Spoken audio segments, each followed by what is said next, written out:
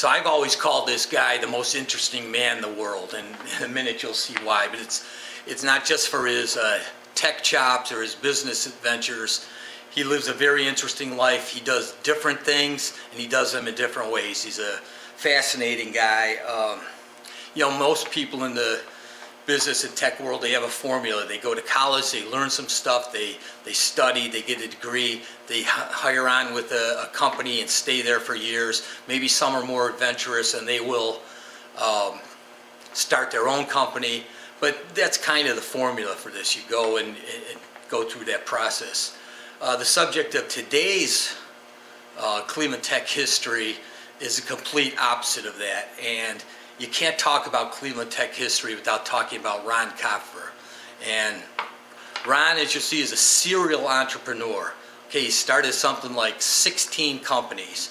And these are in a variety of different areas of tech, from medical and legal and big data and data mining and just about everything you can think of, as we'll see. So we'll see some of these companies that Ron started and is still involved in or has sold. But besides being this business person who created and developed these tech companies, you'll see that he was also a pioneer and early adopter of some really cool, interesting technology. He was there for the real dawn of the internet age. And before I go on any further, let's meet Ron Copfer. Okay, Ron, good to see you today. How you doing today? Good, Dan. How are you? All right. So, like I always say, you are the most interesting man in the world. But let's see how that man started. When you were a kid, were you always taking things apart and putting them back together, or didn't that come till later? Since the time of 10 or 12, I was the neighborhood bike mechanic, not only for my brothers and sisters, but all the other kids. So taking things apart and putting them back together somehow came natural for me. Yeah.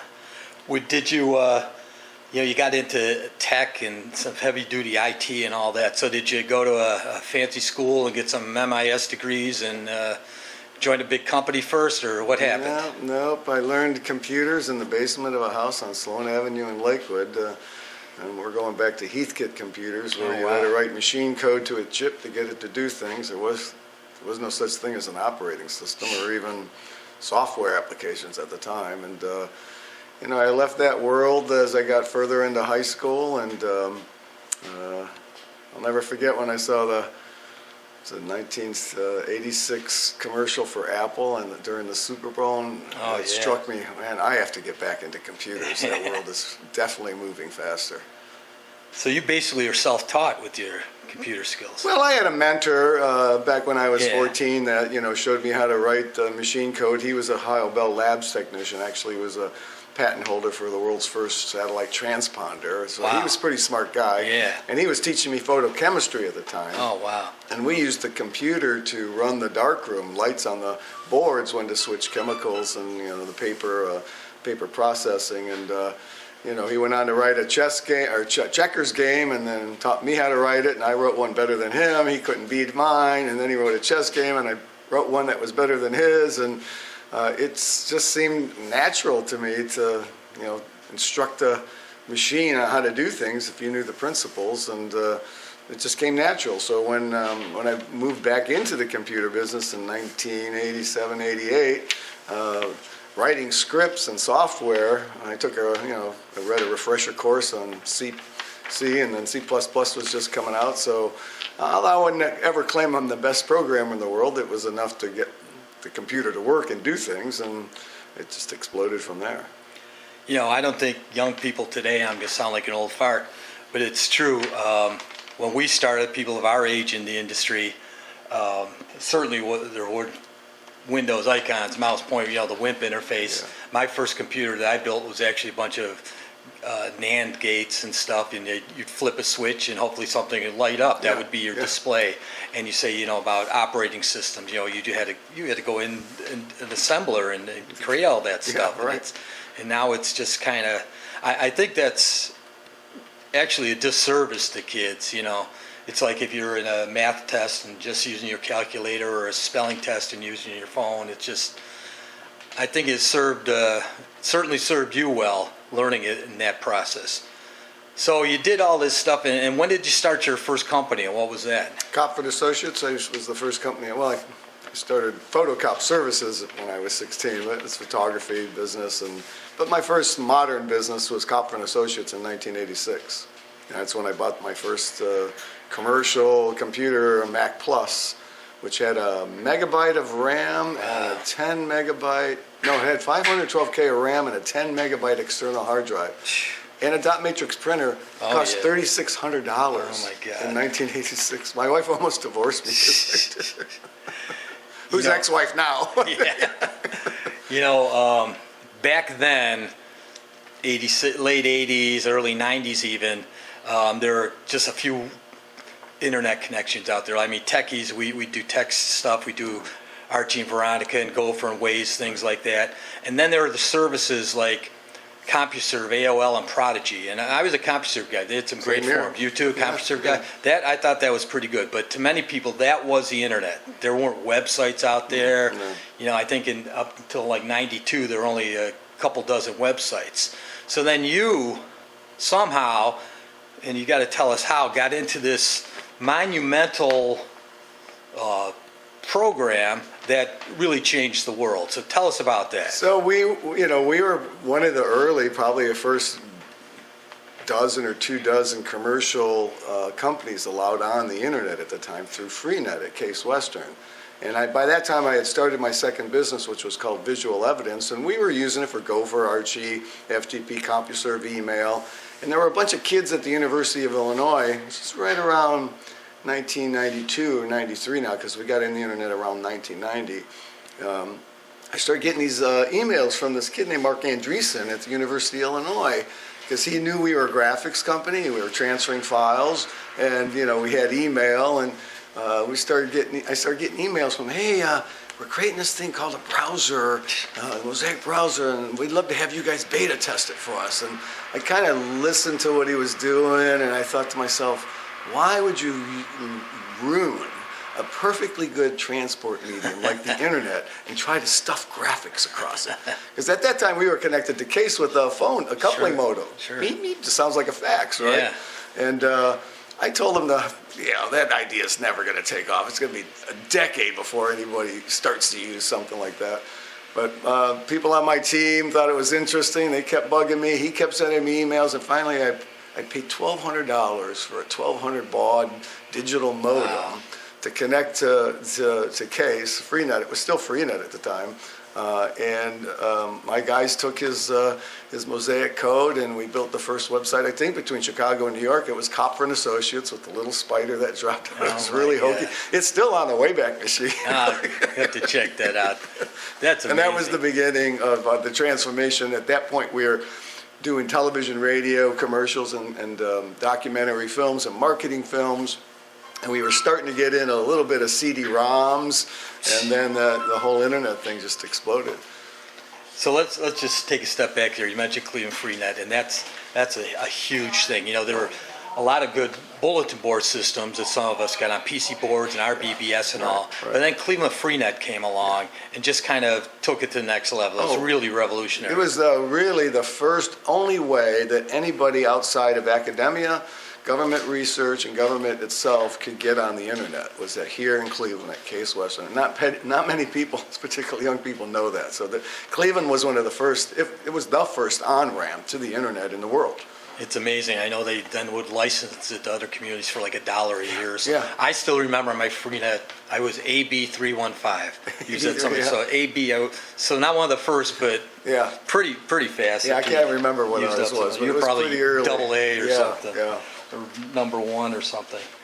So Mosaic comes along, and it's got NNTP and FTP and Gopher, all that stuff built in, and it really changed everything. So how did that change your vision for business? And you're doing this visual evidence. So let's ask about that.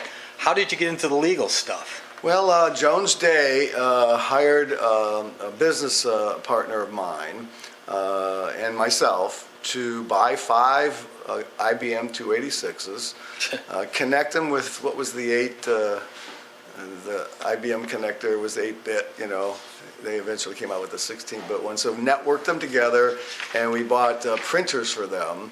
And we hired 5 people and taught them how to use Harvard graphics. Oh, wow, And this Harvard graphics. Yeah, this is this is probably 1987.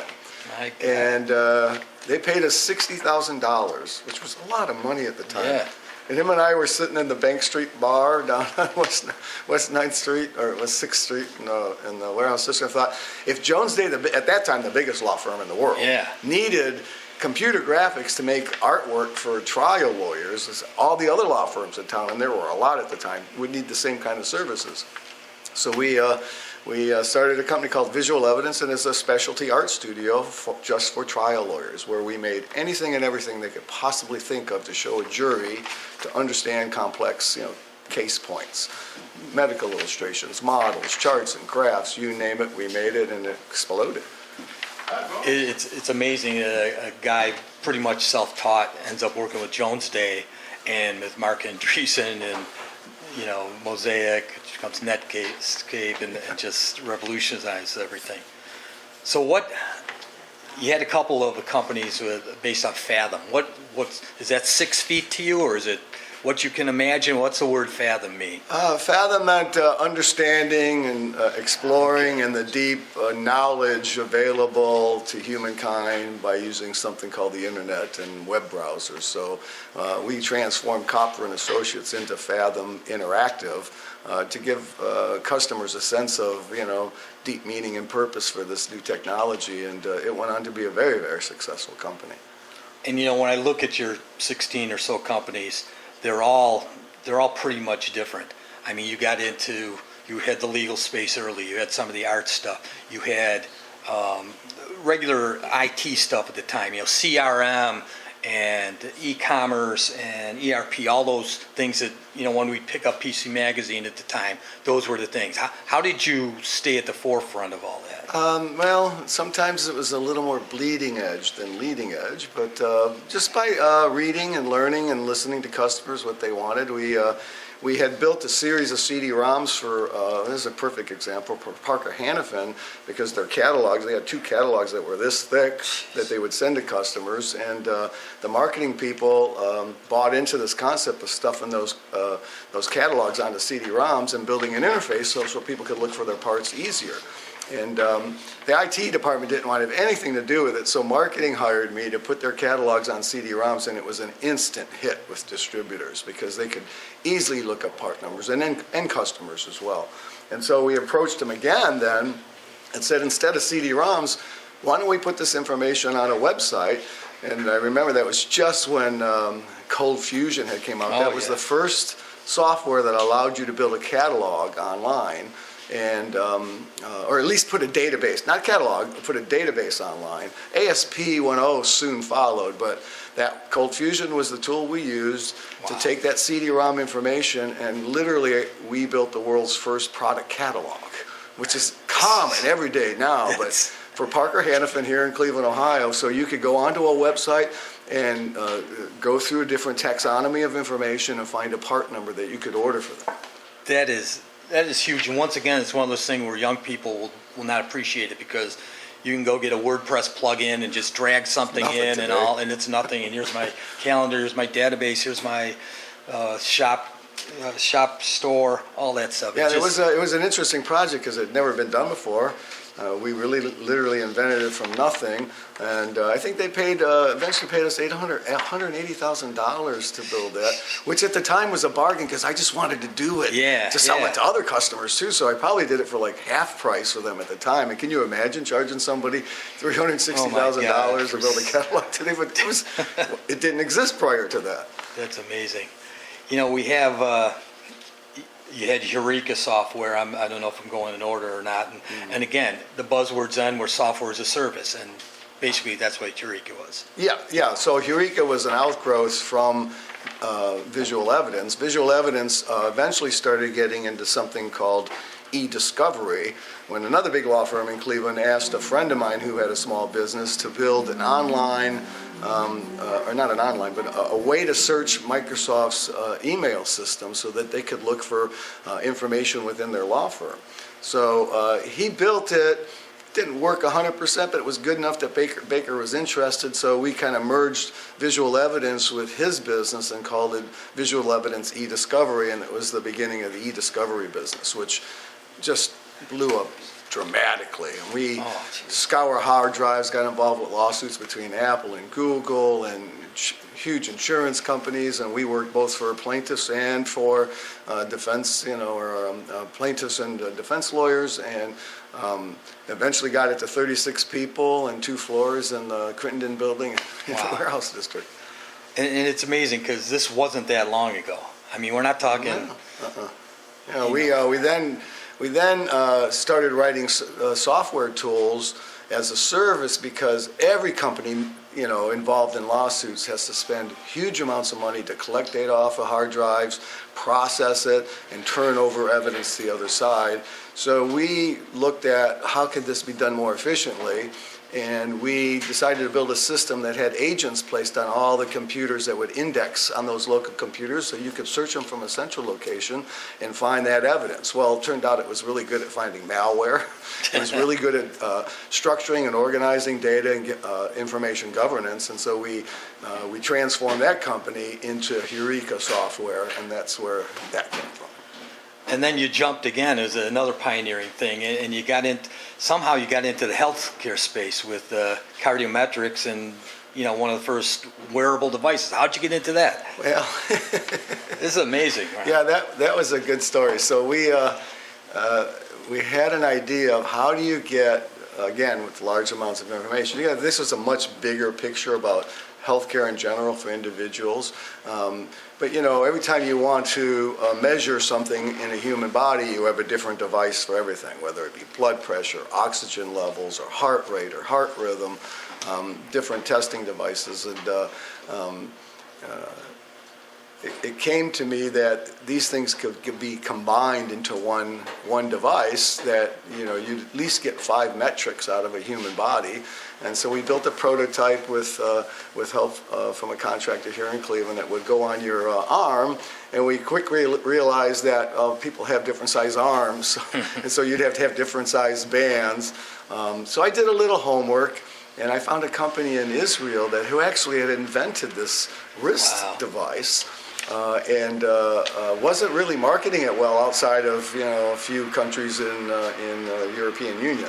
So I called them up one day and said, "Hey, I have an idea how to get this thing to market." Really, a cold call to a company in Israel. The chairman of the board answered the phone, so it wasn't a big company, and he promptly hung up on me. Really? So I bought an airplane ticket. No kidding. And went to Tel Aviv.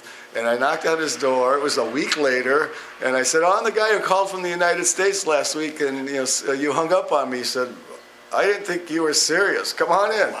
And so we spent a year negotiating with them to license their technology into the U.S. And it was a device that went on your wrist. You turn it on, you push a button, and it would blow off a cup and take your blood pressure. It had an oximetry device that was on the fingertip, would read your oxygen, and then it would also read your heart rate, your heart rhythm, and send that to a wireless, Bluetooth or wireless, to a computer that would be in a central place where doctors could keep an eye on you, your family could. And it was really an outgrowth of this whole junkie ain't fallen, I can't get up type of response to elderly people. And I had raised $3 million in private investment from the U.S., and went back to them to finalize the license agreement, and the Swiss investors who had already put $22 million into it in Europe would not allow it to come to the U.S. if it had to be tied to the patent. So it was another company that we tried to get off the ground, but... So now we see so many wearable devices, and this is way before. This is way before. But people don't understand. There had to be a process. It didn't just overnight have this thing on your phone where it's an app and it's doing your BP and oxygen and all. Yeah, that was one of my bleeding edge ideas, not leading edge. And then another jump into not trendy, the bleeding edge stuff is with data genomics.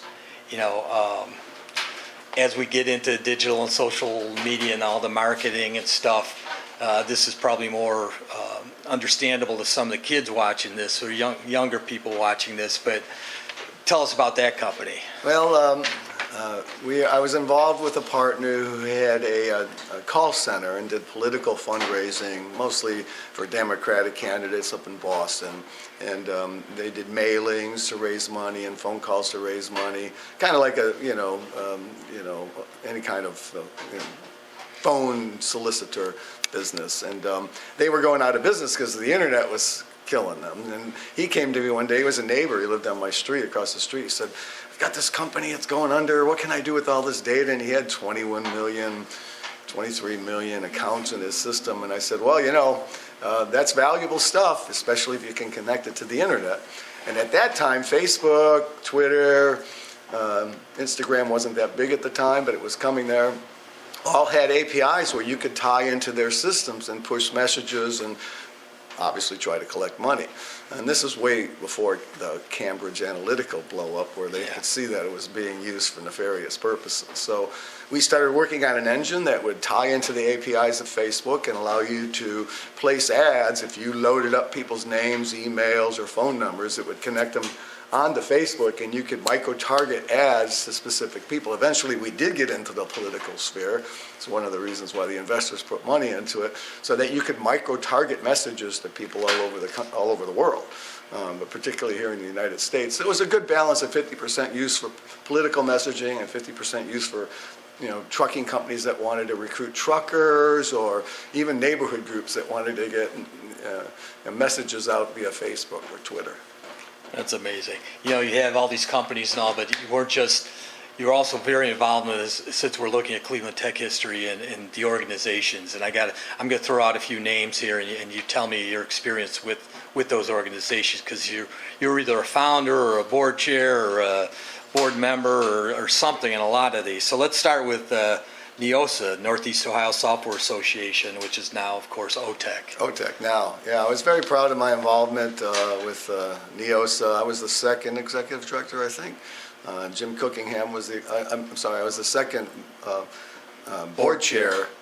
Jim Cookingham was the executive director, and he did a fabulous job, because at that time nobody was rallying Easy for you to say. the tech community in Cleveland, and he took that on. And after the 2 years of the first board chair, asked me to sit as board chair, and I was happy to do so. It really allowed me to interject myself in a way in Cleveland technology that wasn't possible before, because Jim had done such a good job at public relations and enrolling the community into tech as a future building block for Northeast Ohio. And through that association, I went on to co-found, executive board member and co-founder of Northeast Ohio Regional Technology Coalition. Being on that executive board allowed me to build teams that created Jumpstart, that created Bioenterprise, and that also created One Community, One Cleveland at the time, which was the digital high-speed network that, I don't know what it's called now. It's still around. So this was Nortec. Yeah. For Cleveland, there's no, it is Nortec. And I think one of the valuable things that Nortec did was did a study of Cleveland and what was needed, and performance against growth indicators, all that stuff, and all, which people didn't before Niosa and Nortec. They probably didn't identify Cleveland, Northeast Ohio as it wasn't Silicon Valley, obviously, and but those organizations started leading to it. Yeah, and it was funny.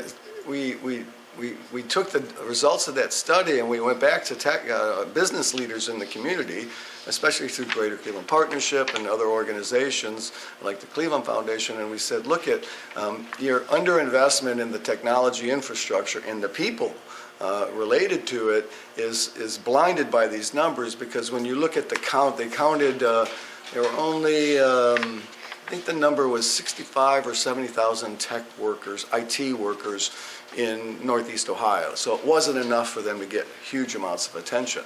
And I think at one of the Nortec board meetings or summits where I got up to speak, I said, but you're not counting all the programmers in Key Bank. You're not counting all the programmers at Progressive. You're not, those are classified as insurance companies or banking companies, where a minimum of a third of those employees are tech workers. And so the employment opportunity for tech workers in Northeast Ohio was far above what they were counting in that report. And it took a year or two to beat on some heads and have some interviews with people to say, no, you don't understand. So it really prompted a lot of the institutions of higher education in Northeast Ohio to change their curriculum to a more modern-based teaching of IT, networking, software development, and things of that nature. So then we go from, Cleveland Freenet, pioneer in the 80s, and then there's One Cleveland and One Community and Digital C and all that, and you had your hand in all of that. Oh, all three of them. I was the treasurer of One Community, One Cleveland, and now Digital C, and was founding board member of all the rest of them, including Jumpstart and BioEnterprise. That's amazing. Let me ask you a few just like philosophical questions here. Many people, they start a company or an organization, it becomes their baby, and they stay with it forever. So how do you do something? You start something, you put all your effort and blood, sweat, and tears in it, and you transition away from that. How do you do that? Well, early on at Copfer and Associates and even Visual Evidence, it became clear to me as a young business person that if you don't build a team that can execute without you, you really don't have a very sustainable business. I call it getting hit by a bus syndrome. So I've always been keen to build companies in a way that if I got hit by a bus, they could continue without me. And so the privilege of that is that eventually your team gets good, and they really don't need you there every day. They might need guidance and coaching or put out fires or, do some management, but it freed me up to think about what else could be done. What else could I stop? Where's a hole in the market that's not being filled? And mostly that was just listening to customers and hearing them complain about this or that I thought, that could be an interesting business idea, so why don't we take a stab at it? There's a lot of classes and books and training and all for entrepreneurship. Is that something that can be taught, or is that something that it's in your blood?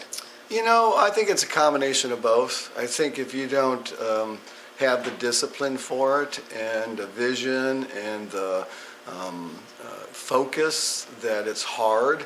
But I think these classes and lessons that a lot of people can teach you that help me learn too are a way to get coached and to hear alternative viewpoints. But there's certainly certain characteristics that I think all entrepreneurs need to have that will allow them to be successful.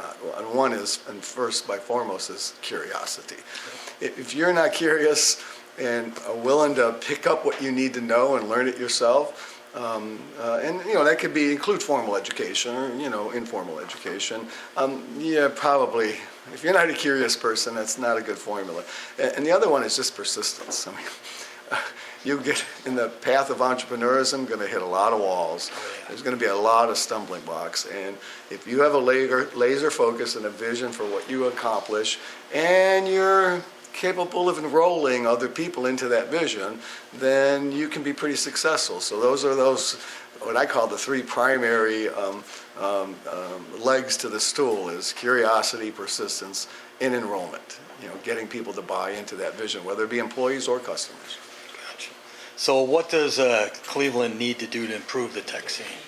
Well, I still think the powers to be don't understand how important technology is to every business that's in Northeast Ohio. And it's only become more obvious in the last 10 years. And so the funding of education and training programs, and they don't have to be formal, 4-year or 2-year educational programs. They can be things like We Code It right up the street, where we are subsidizing and supporting people to get into digital-based jobs. And that doesn't mean there's not a role for, like what I'm doing now, is making things and going back to a lifestyle where you work with your hands and build things. But I still think that this community underfunds that opportunity as a resource for our workforce. We could go on forever here, but that's a good segue to we'll make our last question. We know, and I'll link to your latest successful venture, the Rebuilders Exchange.